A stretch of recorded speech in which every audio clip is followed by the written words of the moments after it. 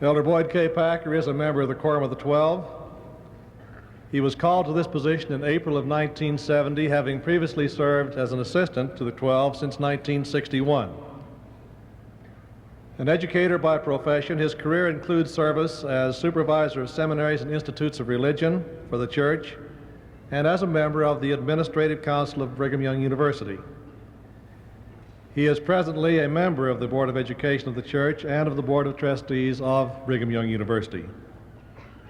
Elder Packer has served as president of the New England Mission, and presently he has the responsibility for the priesthood home teaching, family home evening, and military relations programs of the church. He has been active in community affairs, has served as a city councilman, and has been cited by a number of civic and educational organizations. Elder Packer is a native of Brigham City, Utah, was born on the 10th of September 1924. During World War II, he served as a bomber pilot in the Pacific Theater. He received the Bachelor of Science and Master of Science degrees from Utah State University and his doctorate in Educational Administration at BYU. Elder Packer and his wife, Donna Smith Packer, are the parents of 10 children, 5 or 6 of whom we have here this evening. 4 are presently students at BYU. Thank you for that beautiful music. Someone has said on one occasion, this is the luxury of beautiful music. We love it for what it makes us forget, but most of all, we love it for what it makes us remember. And that beautiful rendition has reminded me of him whose servants we are and whose children we are, and has given me some sustaining influence on this Sabbath evening. I think I should alert you to the fact that the talk I have prepared is not really very interesting. That I must claim is not because I have not spent time in preparing it, for I have a good deal more than usual. I want very much to be informative. And if you find that it is not interesting, and you may, be patient with the thought that in this case, I would rather teach a few of you than to entertain all of you. For a long time, I've had a subject on my mind that I've wanted to discuss with the young adults of the church. I have set it aside time after time because it's very difficult to explain. And although the subject is very commonplace, I've never heard anyone else talk about it.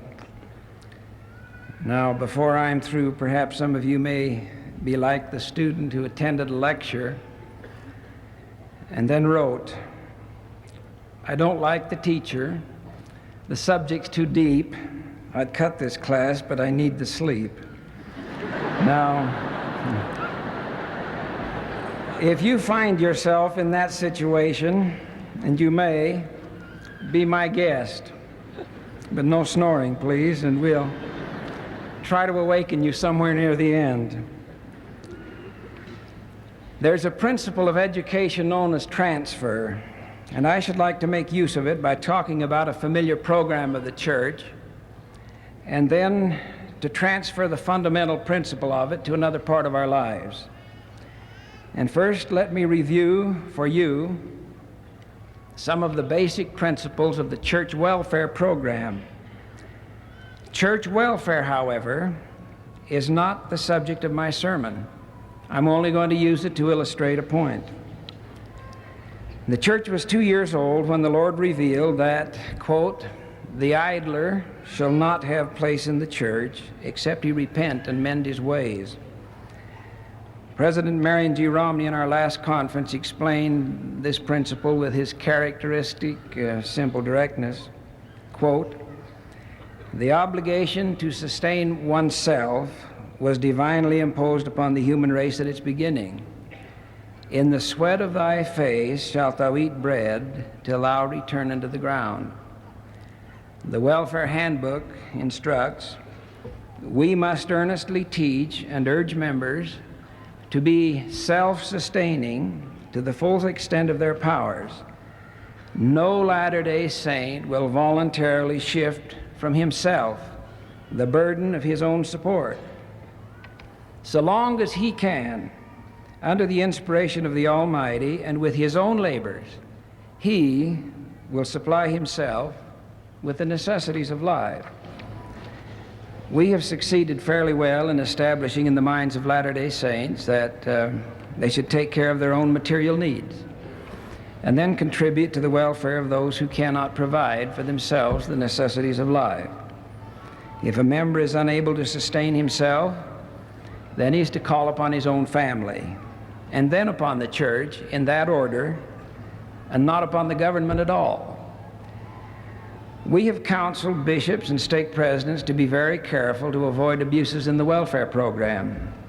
When people are able but are unwilling to take care of themselves, we are responsible to employ the dictum of the Lord that the idler shall not eat the bread of the laborer. The simple rule has been, to the fullest extent possible, to take care of oneself. This couplet of thrift has been something of a motto: eat it up, wear it out, make it do, or do without. It's not an unkind or an unfeeling bishop who requires a member of the church to work to the fullest extent he can for what he receives from church welfare. It is not a quick handout system merely for the asking. It requires a careful inventory of all personal resources, all of which must be committed before anything is added from the outside. Now, there should not be the slightest embarrassment on the part of any member of the church to be assisted by the church welfare program, provided, that is, that he has contributed all that he can contribute. Every personal resource of his own must be called upon first. Now, some of you are struggling to get through school and you're suffering from some financial pressure, perhaps even some deprivation for a season while you're preparing so that you can be self-sustaining all of the rest of your lives. And if you're in need, it is quite in order for you to turn first to your family and then to the church. Because of the probability that some may join the church for the material security they think they will find here, missionaries are counseled not to emphasize the church welfare program in their proselyting. I met an investigator once in New Hampshire who was joining the church for just that reason. He told me how impressed he was with the welfare program and how much he wanted that security. I told him, yes, by all means, if you know about the welfare program, join the church for that reason. We need all of the help we can get. And you shall be called upon continually to contribute to the welfare of others. His enthusiasm for baptism faded immediately. When the church welfare program was first announced in 1936, the first presidency made this statement: our primary purpose was to set up, insofar as possible, a system under which the curse of idleness would be done away with, the evils of the dole abolished, and independence, industry, thrift, and self-respect be once more established amongst our people. The aim of the church is to help people to help themselves. Work is to be re-enthroned as a ruling principle in the lives of our church membership. End of quote. And President Romney has emphasized to care for people on any other basis is to do them more harm than good. The purpose of church welfare is not to relieve a church member from taking care of himself. Now, I accept the principles of the welfare program. I endorse them. In too many places, in too many ways, we're getting away from them. The principle of self-reliance is fundamental to the happy life. And now to the point. The substance of what I want to say here tonight to you who are students at Brigham Young University is this: that same principle of self-reliance has application in emotional and in spiritual things.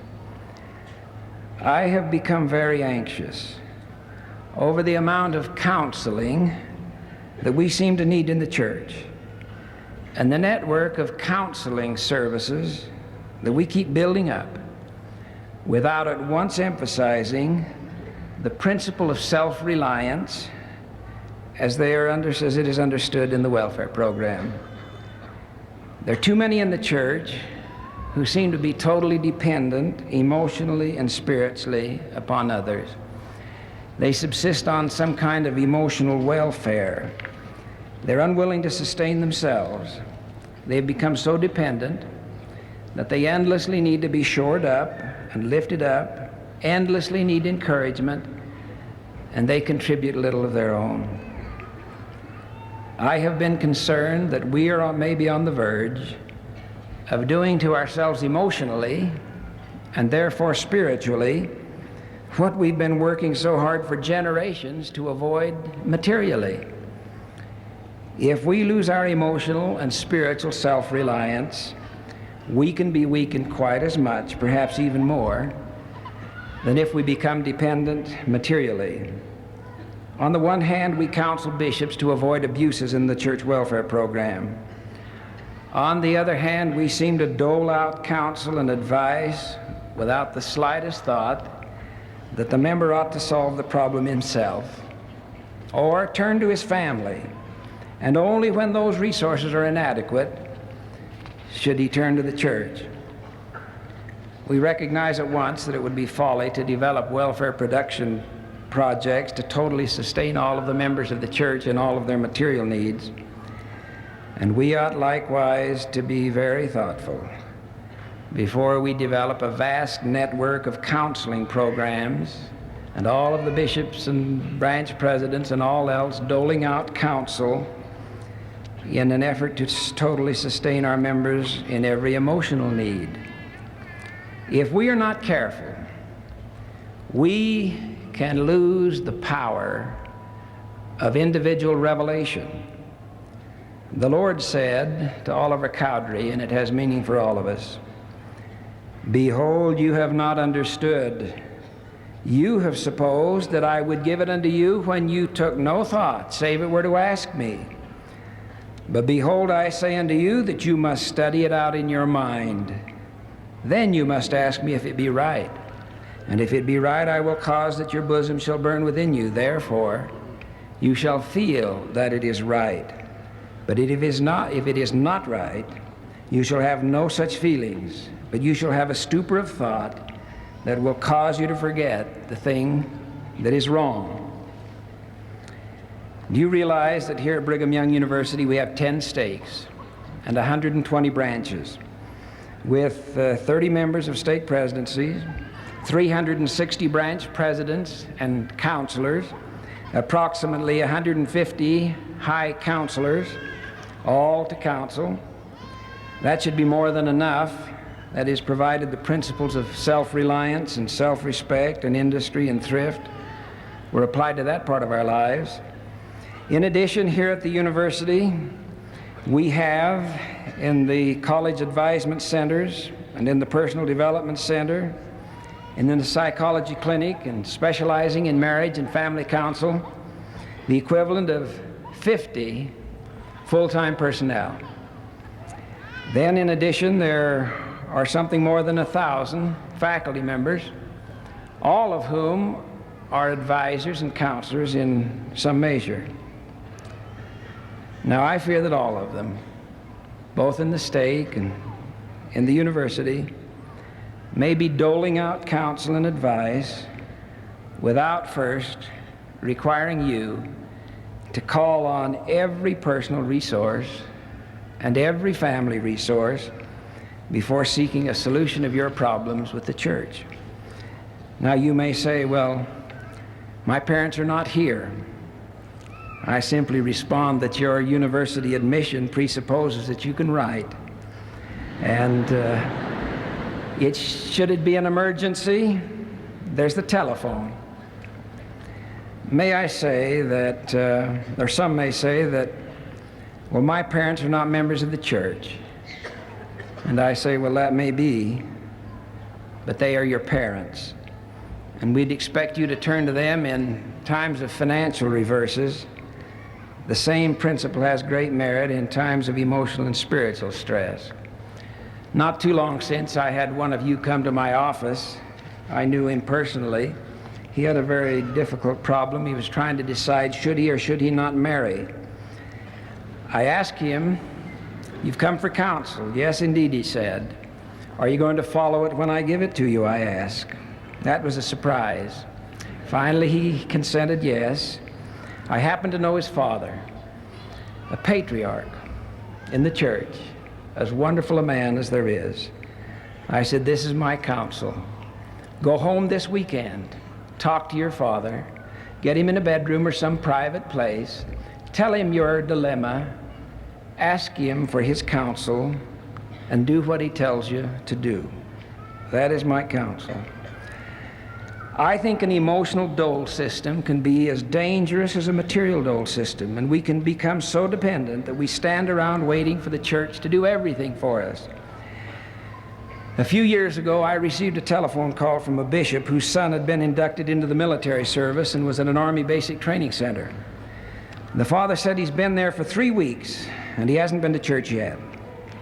Then he described his son as being an active Latter-day Saint, faithful in his duties. He'd received his Duty to God award and was typical of the fine young men in the church. He's never missed a church before, his father said. "Isn't there something you can do to help us?" The boy had telephoned and said that no one had come yet to invite him to go to church. I made an investigation of the circumstance, and can you picture the following? In the barracks, a few feet from his bunk, was a bulletin board. On it was an 8 by 11 bulletin with a picture of the Salt Lake Temple on it and a listing of the meeting times at the base chapel. He'd been to an orientation for all new inductees conducted by one of the base chaplains. While in this case it was not a Latter-day Saint chaplain, there was a Latter-day Saint chaplain at that installation. This had been noted to him in the lecture, incidentally. He had been told that if he wanted to know about church services, to talk to the sergeant on duty, or he could contact any chaplain's office and that information would readily be given him. He, however, had been told before he left home that the church had a wonderful program to help young men in the military service. He was assured that the church was doing everything to take care of our men, and that we would find them and look after them and bring the full church program to them. He had, therefore, laid back on his bunk and propped up his feet and put his head on the pillow and waited for the church to do everything for him. He'd waited 3 weeks and was disappointed enough that he called his father, the bishop, to say that the church had failed him. Now, this was not malicious. It was just that he had been brought up with the idea that the whole effort and duty of the church was to look after him, and had missed the very point that the whole effort of the church is to give him the opportunity to serve someone else. Now, surely, since he was away from home and in a strange place and needing attention more than he'd ever needed it in his life, all of that help he was sure would be forthcoming immediately without any effort on his part. He had been weakened by a dole system and was now in mortal spiritual jeopardy because he would not act for himself. That experience had a great effect on me, and when we reorganized the military relations program, it was entirely changed in its emphasis from what it had been before over the years. This change can be illustrated by one thing. The old program urged the ward or the quorum to subscribe to the church magazine for every man entering the military service. It was the duty of the bishop to see that the subscription was renewed during the time of his enlistment. We changed all of that. Now we counsel the young man to subscribe to the magazine himself and to pay for it out of his own money. He ordinarily has money to spend on less useful things, and he should learn to take care of himself at the very beginning. If he cannot, for one reason or another, then his family should supply it. And if they cannot, or if in some cases they will not, then, and only then, would it be the responsibility of the ward or the quorum to step in and see that this important church publication is sent to him. We found that our men would not bother to file change of address cards for the magazine if the subscription had been doled out to them. They had done nothing to earn them, and they didn't appreciate them. On one occasion, we had a communication from the commanding general at Fort Ord asking us to please cease and desist from sending subscriptions of church magazines to men in basic training. They were there only for a few weeks, and then they moved on. He advised, and I quote, "We literally have a room full of what now must be termed junk mail. Under military regulations, we cannot forward it and therefore must destroy it." Well, now, it's interesting to see what's happened in that military relations program. It used to be that every week there'd be that many letters. "My boy is somewhere. Please won't you get all of the church working to find him." When we put the shoe on the other foot, he's finding himself. He's self-reliant. In every ward, virtually, or branch, there are chronic cases of individuals who endlessly seek counsel, but never follow the counsel that is given. That, some may assume, is not serious. I think it's very serious. Like the common cold that drains more strength out of humanity than any other disease, we seem to be developing an epidemic of counselitis, which drains spiritual strength from the church. Spiritual self-reliance is the sustaining power in the church. And if we rob you of that, how can you get the revelation that there is a prophet of God? How can you get answers to prayer? How can you know? If we move so quickly to answer all your questions and provide so many ways to solve all of your problems, we may end up weakening you, not strengthening you. Now, I say here that I know quite well that some counselors are apt to say, "Now, my counseling does not rob one of his self-reliance because I use the non-directive counseling approach. I'm scrupulously careful not to take a position, merely reflect back comments and feelings of the individual so that they will make the decision totally themselves. I do my counseling by non-direction and never make a value judgment." Now, while I have respect for that procedure of counseling as a method, if that's all they do, non-direction, very often that's precisely what we get from the counseling, no direction. When counselors schedule interminable sessions to say as little as possible, while a student is struggling to try to decide if something's right or wrong, and the counselor already knows, that's a waste of time. And so is the fussing around trying to determine whether it is right for me under the circumstances or wrong for me under the circumstances, which puts you in the situational ethics situation. When that situation comes where you spend all of that time fussing around, anyone with any moral sense would know that if a course is wrong, it's wrong for anybody, and it's wrong for everybody. In the church, the directive pattern of counseling is at least as respectable and decent and desirable and needed as the non-directive approach to counseling. Unfortunately, we see very little of it anymore. How sweet and refreshing for a branch president or a bishop or a counselor to say clearly to a student, this course is right and this course is wrong. Now, you go make the decision. He ought to know what is right or what is wrong by the quickest method possible, and that may be very directive.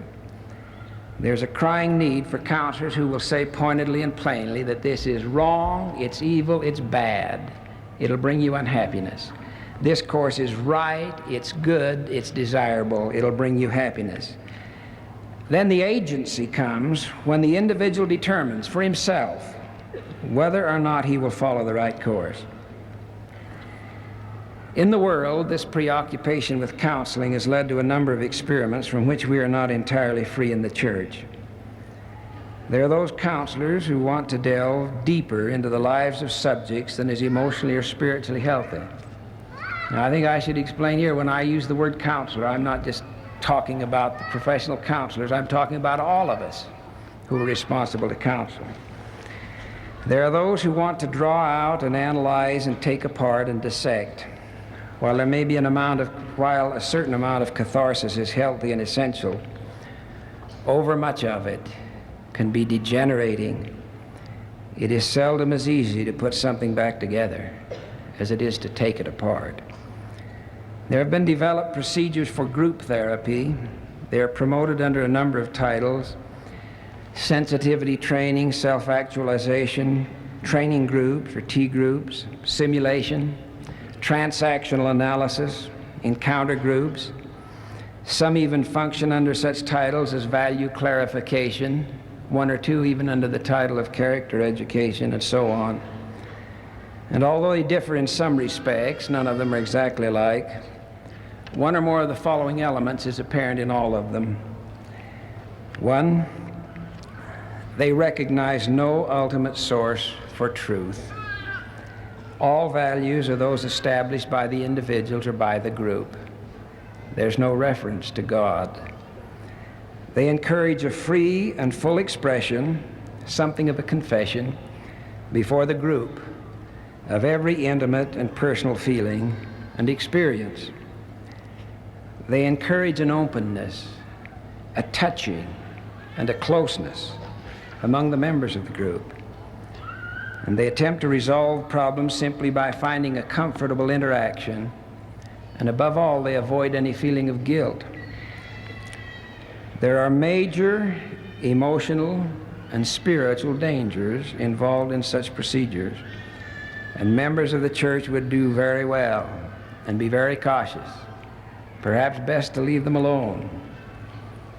There's a question at times whether or not the sessions are for the good of the counselee or for the curiosity and amusement of the counselor.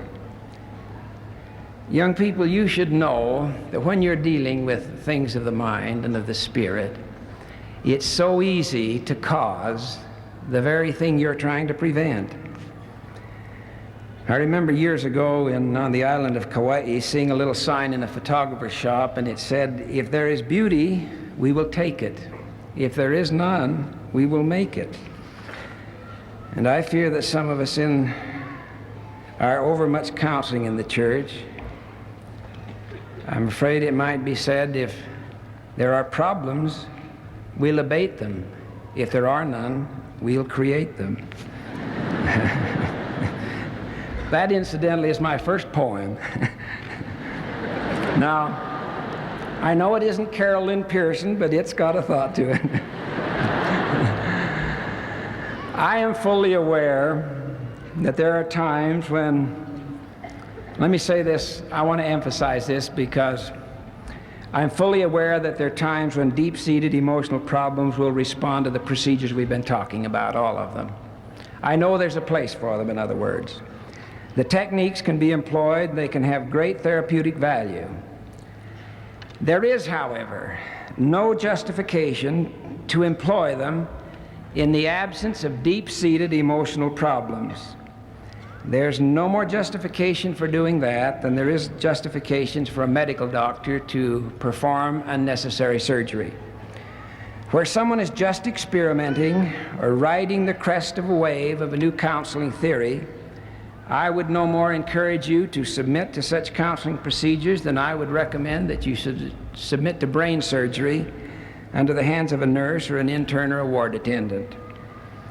Now, I think you've probably heard the little account of the parents who were leaving their children untended for a few hours, and they had gone out the door. Then the mother opened the door again and said, "Now, children, while I'm gone, whatever you do, don't take the stool and go into the pantry and climb up and reach up on the second shelf and move the cracker box and reach back and get that sack of beans and put one up your nose, will you?"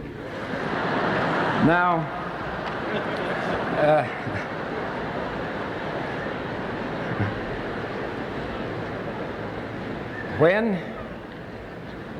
I say again, it's very easy when you're dealing with things of the mind and the spirit to cause the very things you're trying so desperately to prevent.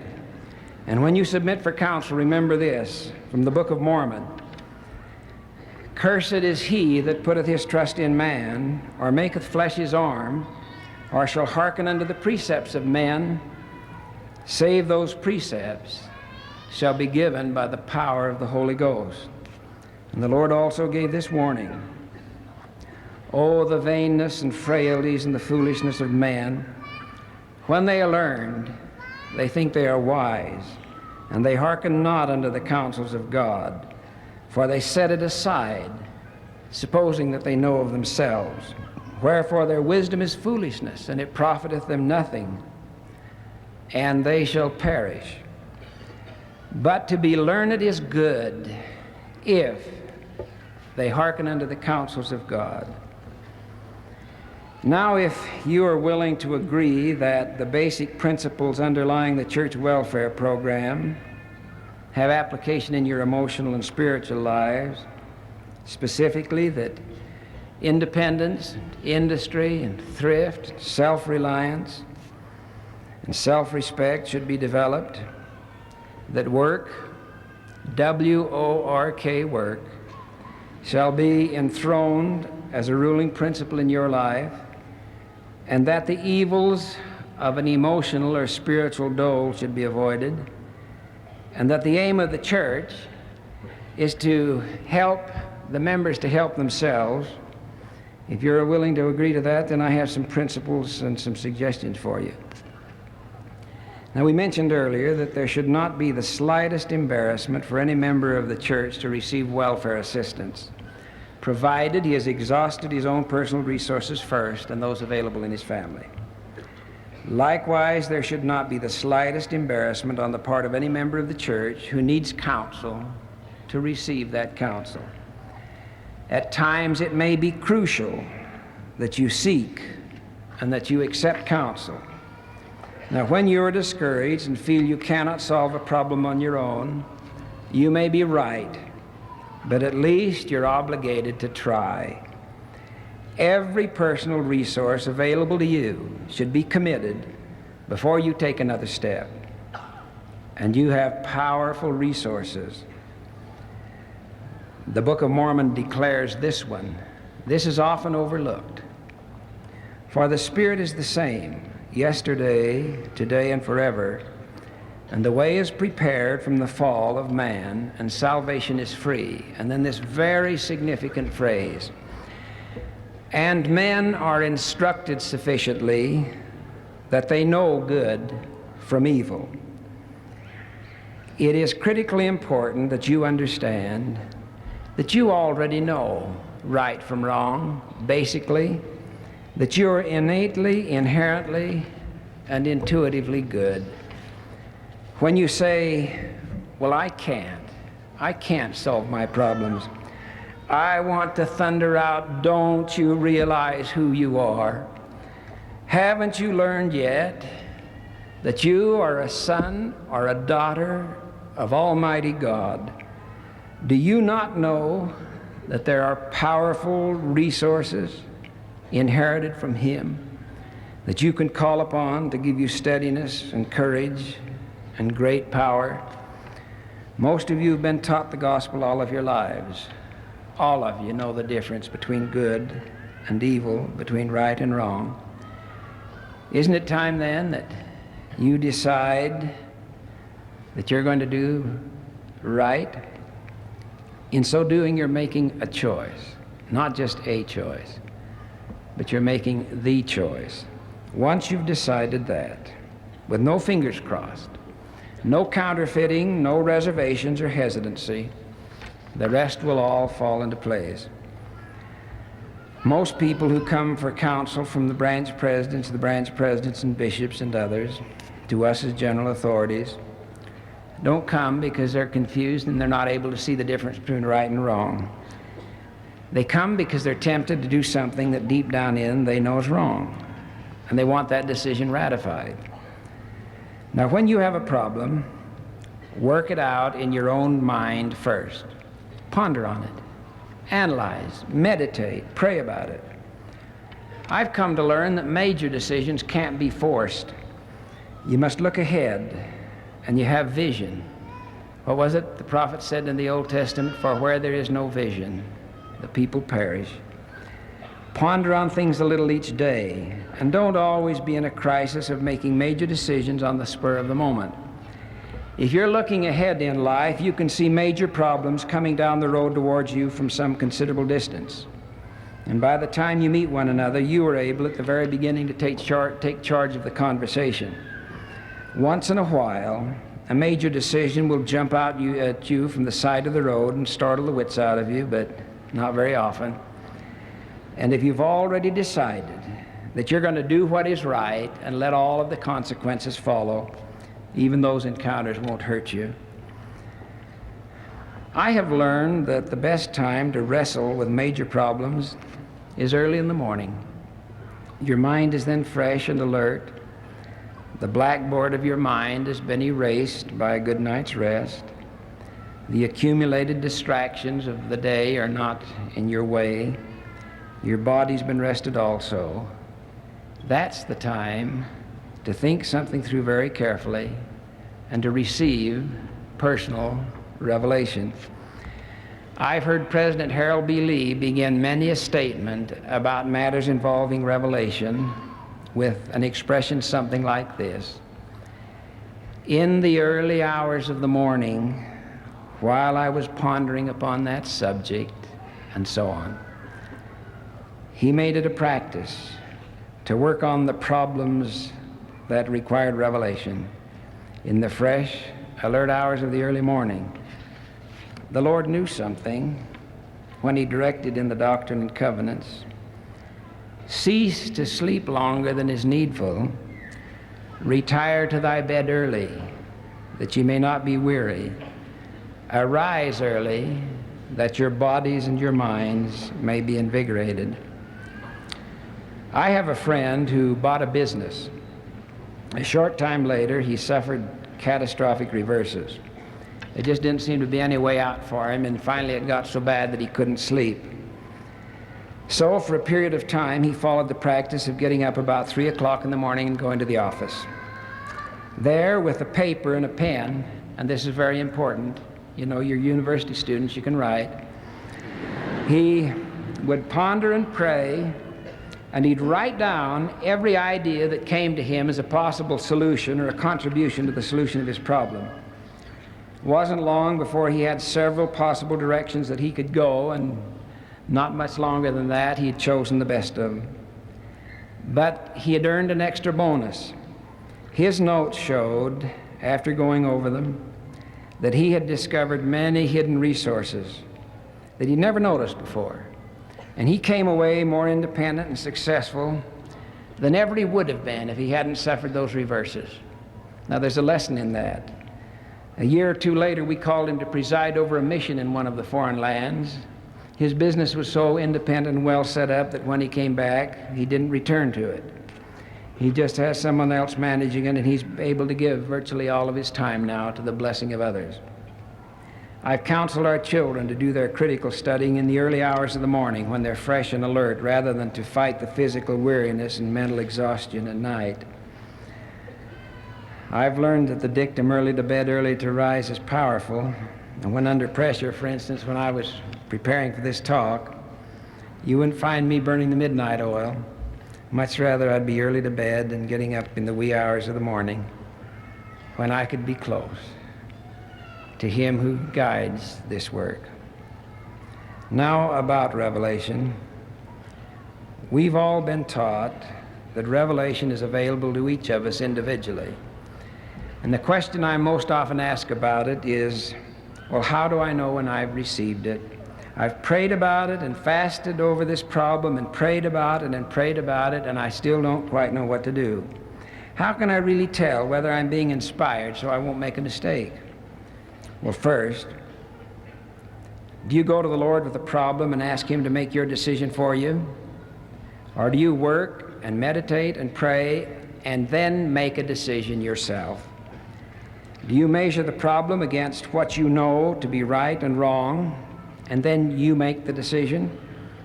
Then ask him if the decision is right or if it is wrong. And remember what he said to Oliver Cowdery about working it out in your mind. And listen to this sentence if you don't hear anything else. If we foolishly ask our bishop or branch president or the Lord to make a decision for us, there's precious little self-reliance in that, and think what it costs every time you have somebody else make a decision for you. I think I should mention one other thing, and I hope this won't be misunderstood. We often find young people who will pray with great exertion over matters that they're free to decide for themselves. Suppose, if you will, that a couple had money available to build a house. Suppose they'd prayed endlessly over whether they should build an early American style, a ranch style, modern style architecture, or perhaps a Mediterranean style. Has it ever occurred to you that perhaps the Lord just plain doesn't care? Let them build what they want to build. It's their choice. And in many things, we can do just what we want to. Now, there are some things he cares about very much. If you're going to build that house, then be honest and pay for the material that goes into it, and do a decent job of building it. And when you move into it, live righteously in it. Those are the things that count. On occasions, I've had to counsel people that the Lord would probably quite willingly approve the thing they intend to do, even when they want to. The Lord... Well, it's strange when they come and almost feel guilty about doing it because they want to, even when it's righteous. The Lord is very generous with the freedom he gives us.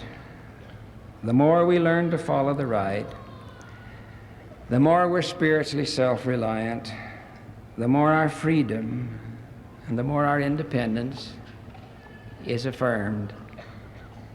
If ye will follow in my way, he said, then are ye my disciples indeed, and ye shall know the truth, and the truth shall make you free. There's great meaning in these words from Carol Lynn Pearson. Yes, my fretting, frowning child, I could cross the room to you more easily, but I've already learned to walk, so I make you come to me. Let go now. There, you see? Oh, remember this simple lesson, child. And when in later years you cry out with tight fists and tears, oh, help me, God, please, just listen, and you'll hear a silent voice. I would, child, I would, but it's you, not I, who needs to try Godhood. Laman and Lemuel complained to Nephi, behold, we cannot understand the words which our father has spoken. Have ye inquired of the Lord? Nephi asked them. And think of this answer. They said unto him, we have not, for the Lord maketh no such things known unto us. How is it, he answered, that ye do not keep the commandments of the Lord? How is it that ye will perish because of the hardness of your hearts? Do you not remember the things which the Lord hath said? If ye will not harden your hearts, and ask me in faith, believing that ye shall receive with diligence in keeping my commandments, surely these things shall be made known unto you. Now, in conclusion, if we lose the spirit, the power of individual revelation, we have lost much in this church. You have great and powerful resources. You, through prayer, can solve your problems without endlessly going to those who are trying so hard to help others. Now, if you start receiving revelations for anyone else's jurisdiction, know immediately that you're out of order, that it comes from the wrong source.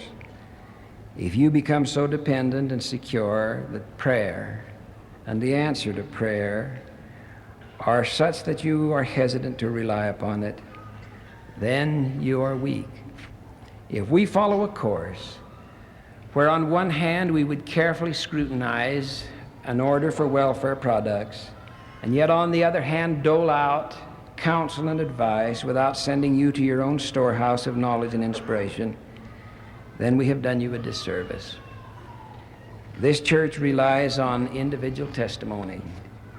It is then that you can stand and say, as I can say, that I know that God lives, that He is our Father, that we have a child-parent relationship with Him.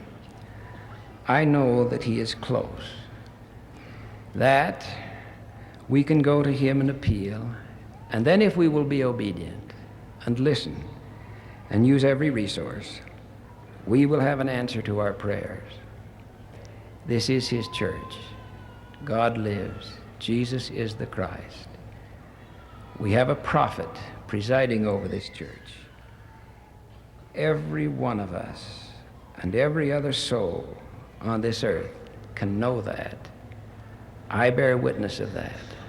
I know that He lives, and affirm this witness to you. In the name of Jesus Christ, amen.